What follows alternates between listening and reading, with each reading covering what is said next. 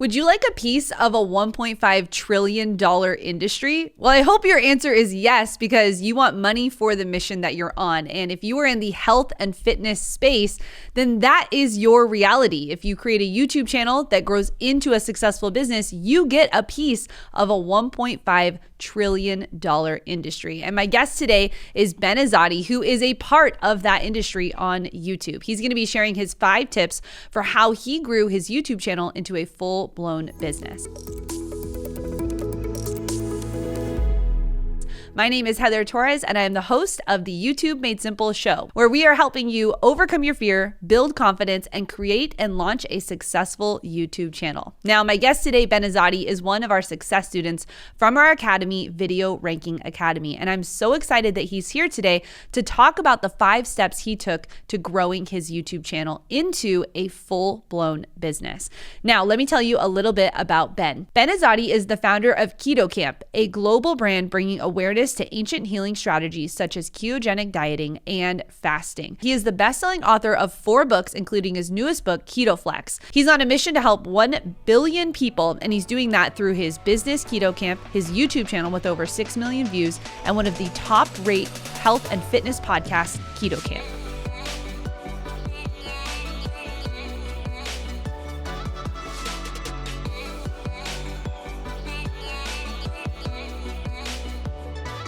Well, I am so excited to bring to you today my friend Ben Azadi, who is growing a successful YouTube channel in the health and fitness space. And we're going to break that down today, Ben, because we have a lot of people who are interested in figuring out how do they grow their health and fitness channels. And so we're going to walk through 5 steps that you took to grow this channel today. But for those who are just meeting you, tell them a little bit about who you are and what you're doing on YouTube.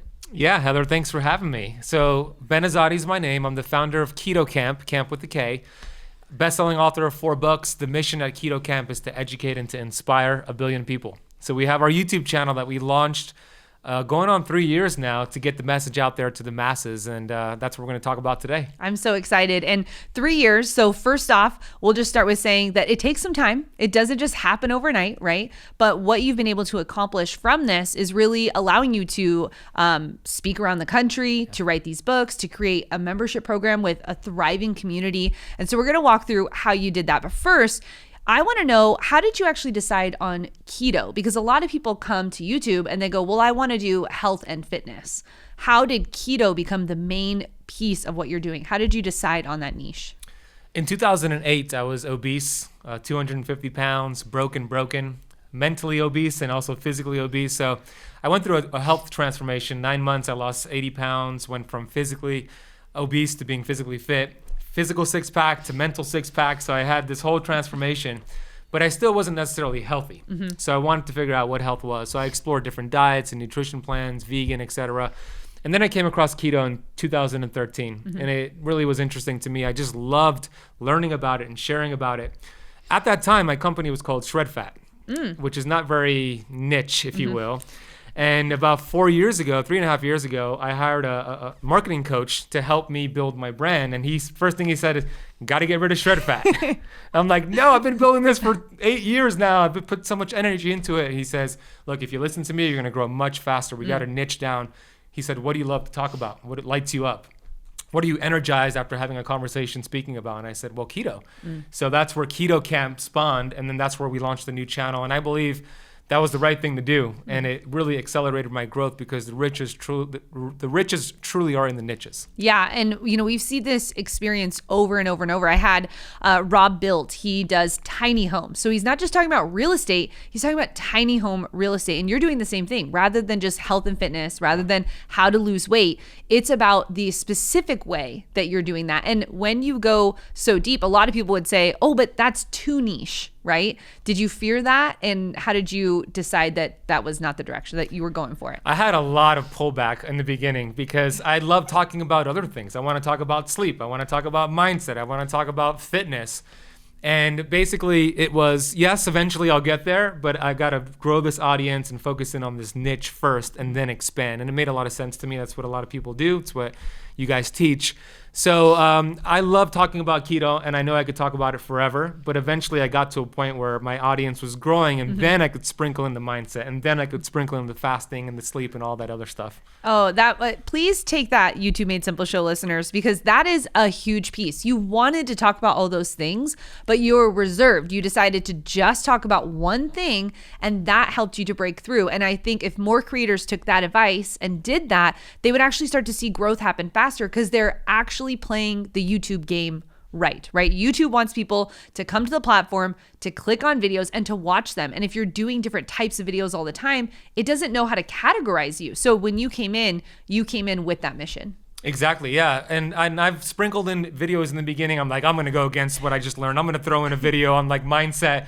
And the view count was just so low compared to the other videos. And you're right, because YouTube doesn't know how to put that in the algorithm. I'm talking about keto, and then I'm talking about like John Maxwell. It's like, what do I do with this? And then it just tanks. So, yeah. So you got to play the YouTube game right. So the first thing you did was you picked your niche. The second thing you did was actually started to study YouTube and really understanding that when you get around people who are doing YouTube, when you start to study YouTube, that's actually where growth can happen too.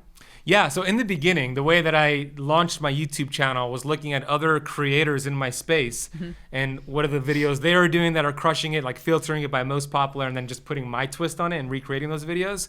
And I was kind of like guessing at things using TubeBuddy and just copy and pasting tags, and I didn't really have a structure, of course. And then I listened to YouTube Secrets from Sean and Benji, and then I enrolled into the Video Ranking Academy, and then now I had a structure. Now I had actual like a step-by-step structure. Yeah. So that's where I got strategic with it. And ever since I did that, not only was it easier for me because I knew what I wanted to do, but my channel just took off because of studying it, looking at what you're doing and how you teach it with your system.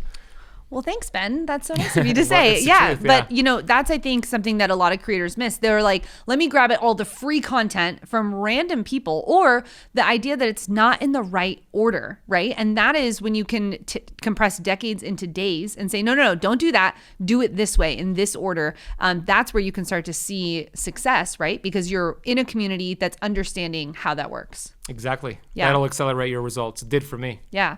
So you first figured out your niche. You were learning from experts on how to do YouTube, and then you started delivering weekly content. Talk about that first couple of videos that you did. How did you decide to do those? And then what has your consistency been so far? In the beginning, I committed to releasing 2 videos per week, and that could be one video if that's what your bandwidth is. For me at that time was 2 videos a week. I completed 10 videos before I even launched the YouTube channel, so I had a little bit in my arsenal, so I wasn't scrambling. So Monday, Friday, and then I would think of questions I was being asked from my clients. I would go on Google. I would go get keto magazines and look at some of the articles. And this would give me just a whole bunch of ideas to create content with. Of course, that got a little bit more advanced with what I learned from you guys, Answer the Public and all that. But in the beginning, it was just doing some searches on YouTube and Google and getting keto magazines. So good. So a couple things to take away there. You didn't just make one video. You made a couple videos so that you could be ahead because life happens, 10 right? videos, yep. Yeah, so 10 videos. That's ambitious. 10 videos. I mean, I think the first time when I made videos, I made 2 because I was like, I didn't want to be in front of the camera. It was all new. So make more than one video. I loved how you said you did magazines. And I think this is an underrated. Magazines and blogs are such a great place to find content. And here's why I love them. One, magazines, people pay a lot of money to have writers and editors on a magazine to get the best content out there. So they're paying to make sure the best content's going out there. So recreate the best content, right? And then blogs are usually structured in a way where people have already done the research. So all you're doing is putting your own spin on the things that people have already done. That's something that people don't realize they can do. It's like, yeah, somebody made a video very similar with the same topic, but it's your spin, your research, your personality, and nobody has that but you. Yeah. So I have so many videos that are similar to other keto creators, but it's my research and my personality, which is unique to you. Yeah, and a lot of times when I'll make videos, I will say, I read this blog and I'm gonna walk through the steps they talked about and I'm gonna add my pieces in so that I can reference the person that did the work, but it's my spin and allows for that to happen. So really good takeaway on that one. So then you started doing the weekly content, ambitious, starting with 2 videos a week, but you were ready for it because when you commit to something, you commit to something. That's right. And then you started creating, so you created something free.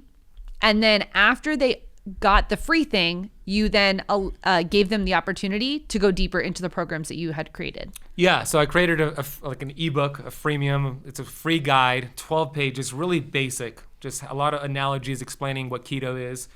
They gave me their name and their email for that PDF on my email list, and then I wanted to get them from there to my paid course, and that was the progression of it. Mm-hmm. So on YouTube, are you selling your course on YouTube? No, very rare that I sell it on YouTube. Mm-hmm. Yeah. I think a lot of times people think, well, if I have something I'm going to sell, then I have to talk about it on YouTube. Mm-hmm. Why do you go the long route? Why do you do the free video to the free thing, then into your program? I want to develop more trust with them. I want them to get the free version of it and kind of like the framework, but if they want to go deeper, then they would come into my academy. So I will, if I'm doing a live stream on YouTube and somebody asks me if I do any health coaching, I'll say not one-on-one, but here's my academy. But it's not something it's not a goal of mine to sell the course on YouTube. Mm-hmm. We do that here at Think Media. You'll probably notice that Ben is, you've already mentioned, we have Video Ranking Academy. It's the best online course for YouTube creators, but we rarely actually talk about it on YouTube. We want to allow people to see that they can trust us with free content, that they can be a part of our world, and we're not here to sell them something, but we do have something to sell if they want to go deeper and become serious. I've been a Video Ranking Academy member for 2.5 years, also Inner Circle. And I've done a lot of YouTube courses. I've done, I'm not going to name names, other people out there. I've read other books, but this is the most comprehensive one, the 7R system.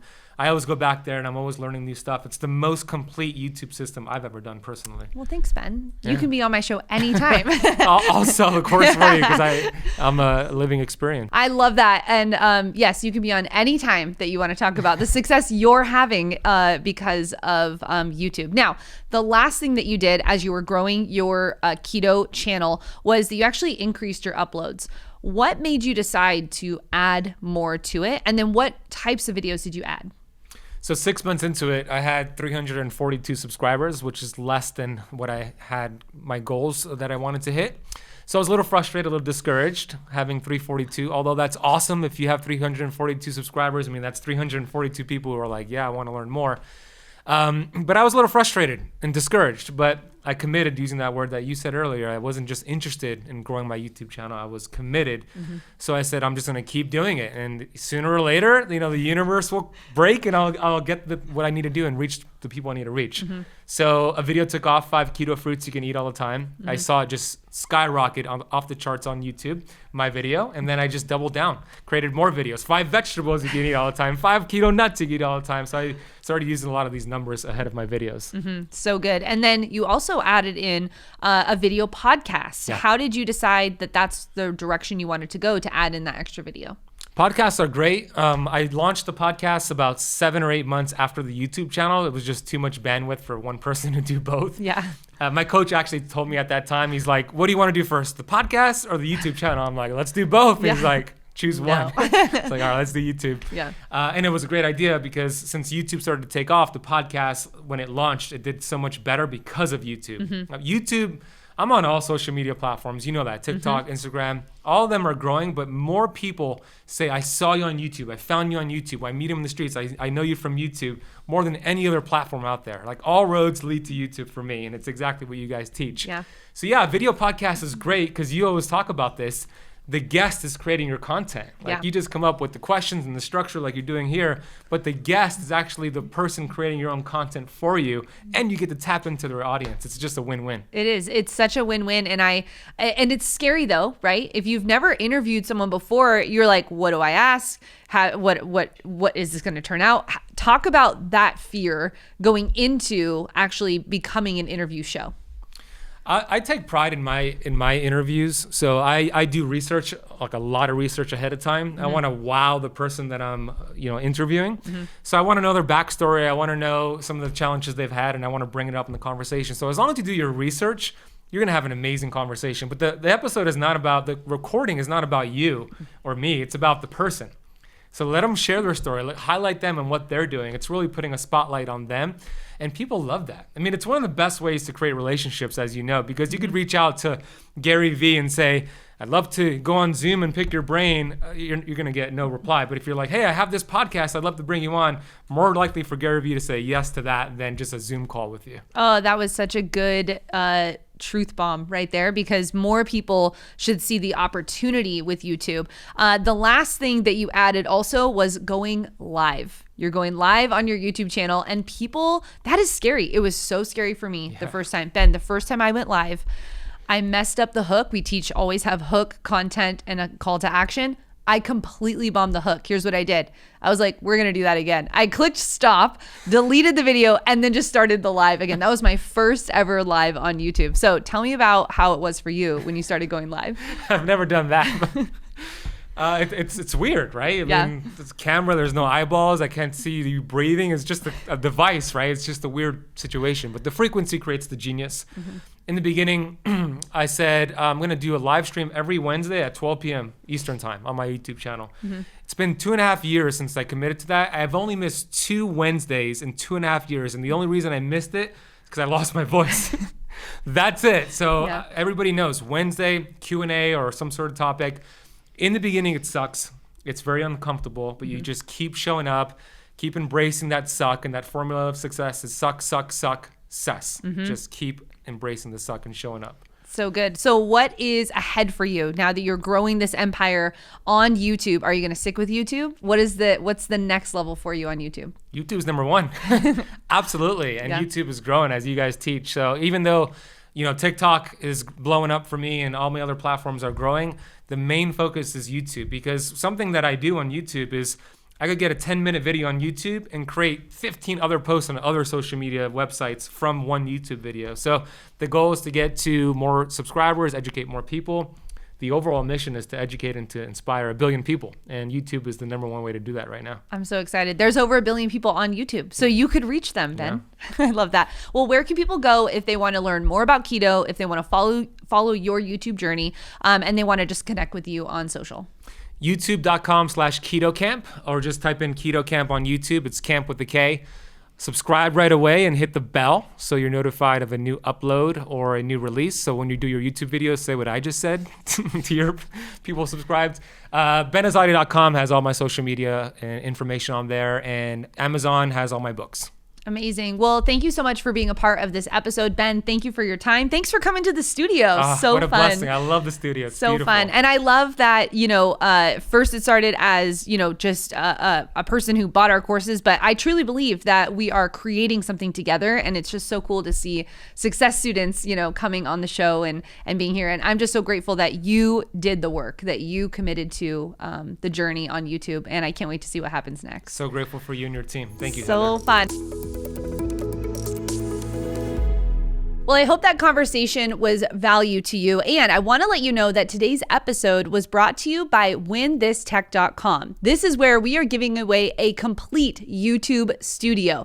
All you need to do is go to winthisTech.com, fill out the simple survey that takes about 5 minutes, and it will help us know the exact videos that you want us to make here at Think Media. When you do this, you'll be entered in to win the entire YouTube studio. That's the camera, the lighting, the microphone, and so much more. So go to winthisTech.com today to enter into that giveaway. Thank you so much for watching today's episode. I'd love to know your takeaways. What was your aha moment? Let me know in the comments down below, and I'll catch you in the next episode. Bye.